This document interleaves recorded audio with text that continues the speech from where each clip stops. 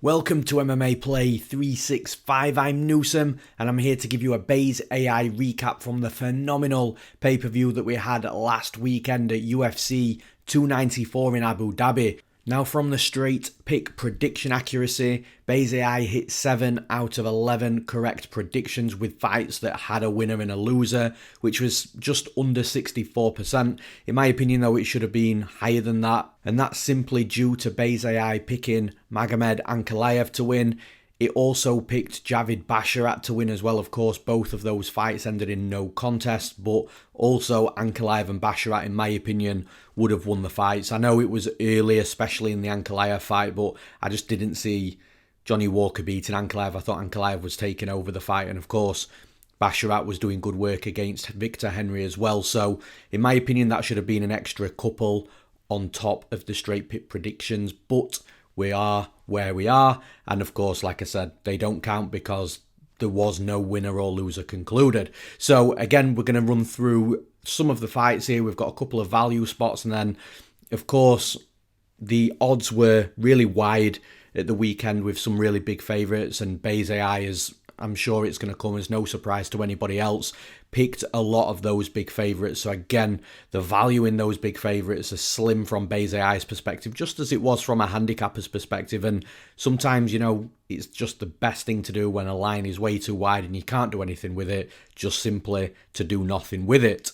But the first fight that we're going to talk about, it's actually an incorrect prediction from Base AI, but the value in it is really solid, and that's Mohammad Naimov versus Nathaniel Wood. Now, Nathaniel Wood was a really big favourite in the fight, and Base AI also agreed that Nathaniel Wood should be a favourite, but it didn't agree that the line should have been as wide as what it was. So Base AI picked Naimov to win at 47%. So like I said, it's an incorrect prediction because Base AI did think that Nathaniel Wood was going to win the fight, but at 47%, Base AI is saying that Naimov should have been a very slight underdog at plus 113, but if you'd gone to the bookies, you'd have gone up to plus 270 for a Naimov win. So again, this falls back to one of those where some people might have just thrown Nathaniel Wood into a long parlay just because, you know, he's being picked by Base AI and of course he's a big favourite, so he might have jumped in the parlay lists, but other people that use maths and use implied probability would have taken that shot on Naimov, and in my opinion, I thought Naimov looked great.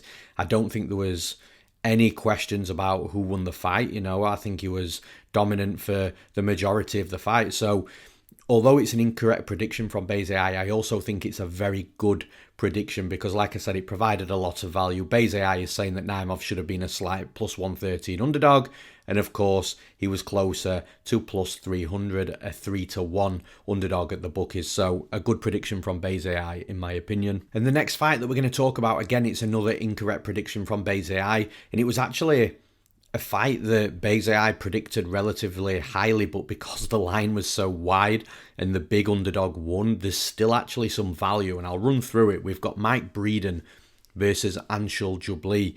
Now, Breeden to win, Base AI had at 31%, so it's quite low just for a straight win prediction. And at 31%, the odds implied, when you do the maths, is plus 223.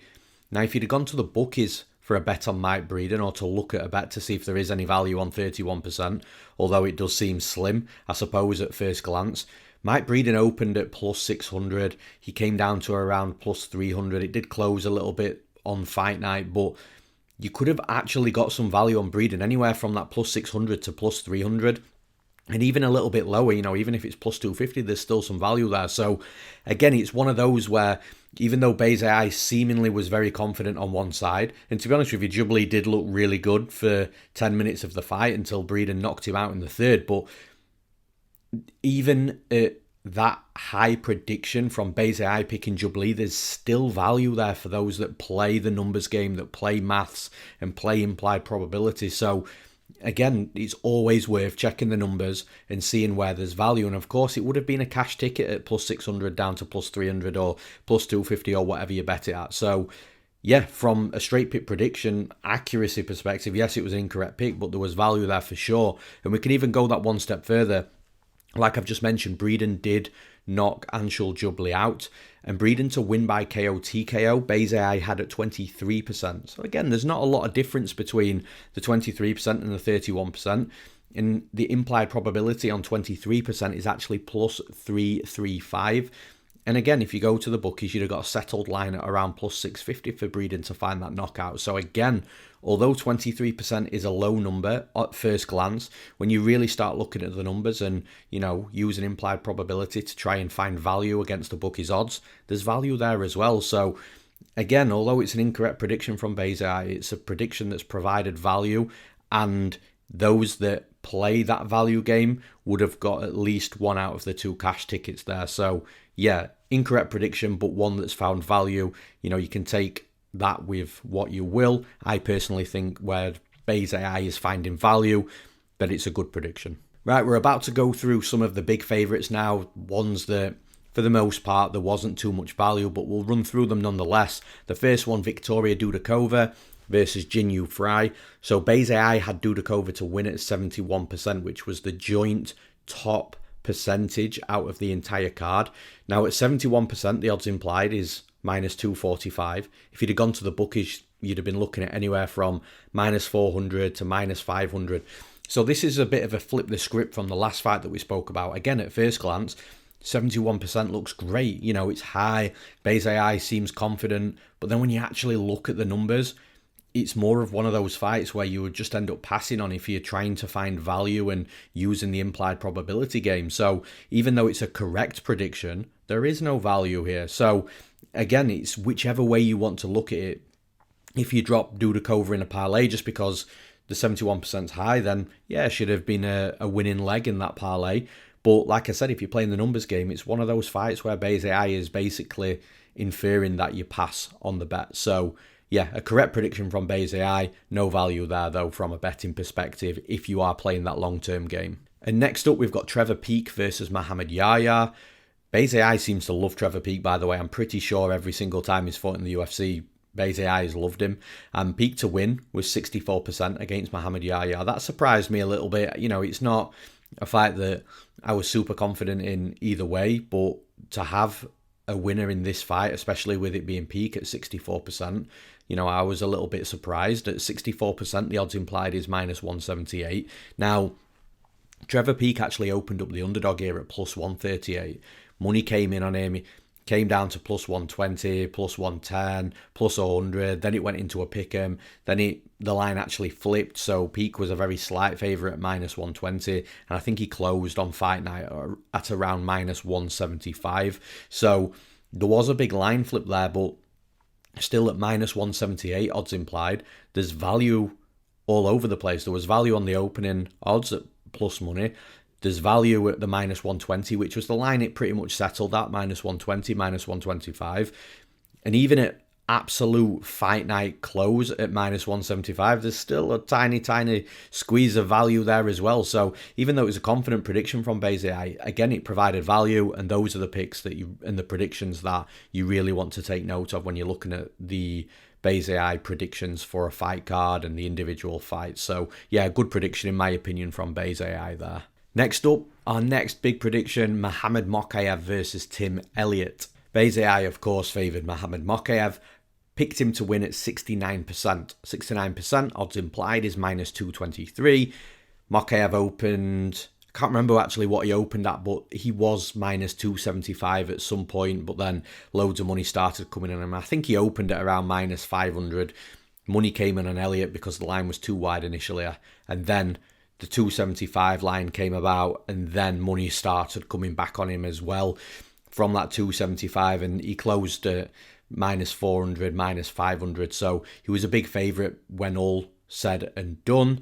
And on that money line at 69%, there was no value there. However, you look into the numbers a little bit more.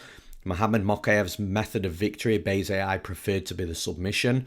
The submission was 42%. Odds implied at 42% was plus 138. You could have actually got plus 200 on the submission at the bookies, which obviously would have been a cash ticket. So again, it's another lesson of, look, the money line is too wide. Base AI is seeing no value. Look into the numbers a little bit more because you never know what you're going to find. And Mokaev by submission was actually the value play from the entire prediction. So again, I think it's a solid spot from Base AI. You know, it wasn't quite there from the money line perspective. Look a little bit further and you'd have cashed a method of victory. So again, two areas of that fight that came in that Base AI was correct on. One of those areas with the method of victory would have been a cash ticket. So a good prediction in my opinion from Base AI there. And the last fighter that we're going to talk about was the other joint top prediction from Base AI, and that was Ikram Aliskerov versus Warlley Alves. So Base AI also had Aliskerov to win at 71%. Odds implied there is minus 245.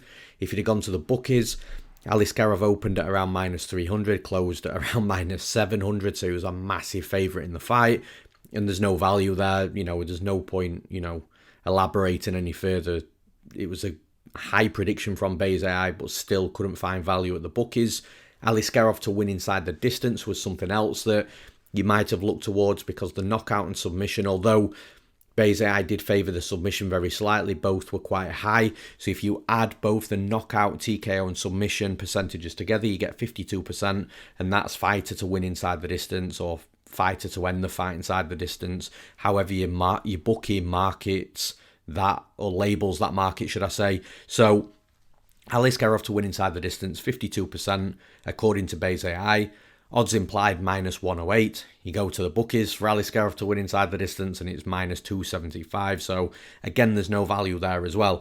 And like I said at the start of this episode of the recap podcast is, look, sometimes the right thing to do is just pass on a fight when there's nothing you can do with a betting line, when there's nothing you can do, whether it be the money line, whether it be a prop, whether it be a method of victory, a total, when there's not a lot that you can do with a betting line. The best thing to do is just pass on it altogether and move on, because there'll be other opportunities, whether that's on the card, the event that you're actually looking at, or maybe the week after or the week after that. You know, there's no point in forcing anything and betting something that just genuinely doesn't have value. So I feel like this fight's a really good lesson of that, because honestly, at minus 700 for Aliskerov to win the fight, you can't do anything with that. This is MMA, and look, all it would have took is a little bit of a brawl and Warlley Alves lands a clean punch and knocks him out, and suddenly, you know, you're looking daft at minus 700.